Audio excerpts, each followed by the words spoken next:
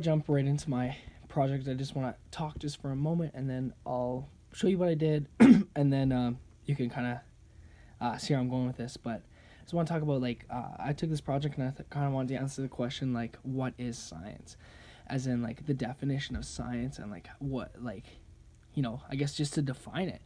And so for me, before I did this class, it would have been pretty easy to define it. Science is learning about concrete facts and theories and stuff like that. A lot of that came from my high school experience, where we would study fact or something that we thought was fact and build from there. However, going into this class, I thought it actually changed my perspective by quite a bit. Going through the class, the whole experience itself changed my view on what science really is. Well, even when we started with dichotomous keys, and I thought oh, I know what these are. And then we started going on walks and nature walks. Then we just started talking to each other about what we thought science was. Stuff when we had Joseph the Elder come in, and he didn't tell us anything factual whatsoever. He just told us stories. And that, I remember sitting in the back and we were dancing at one point. That kind of rattled me a little bit, because I didn't know how to respond to that, because I'm thinking I'm sitting in elementary science and we're not actually doing science.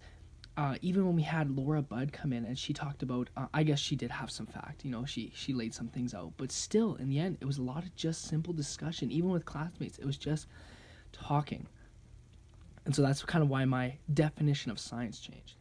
Before I jump in and talk more about exactly what this project is, I just want to say the reason behind all the different languages for what knowledge is just to show that dialogue takes place between all different kinds of people. Now, I only included about 30 languages in the top there. However, if I were to have a bigger speech bubble or a bigger piece of paper, I should include all languages and all kinds of communication, just so that we know that we are talking with all people. We're not excluding people. It's not a Western science. It's not a First Nations indigenous way of knowing.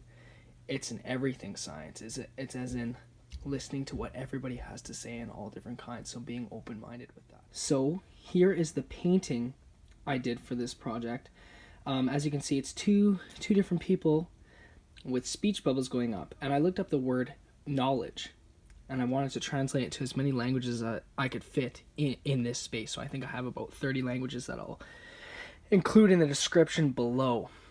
But I was thinking what is knowledge? What is science? How is it concrete? And I kind of realized that it's really not concrete, as in science and knowledge is the discussion. It's the point of views. Science it's really important to be engaging in conversation with others, so that we can see other points of views, because sometimes I like to think that I know everything and I know I can contribute to conversation.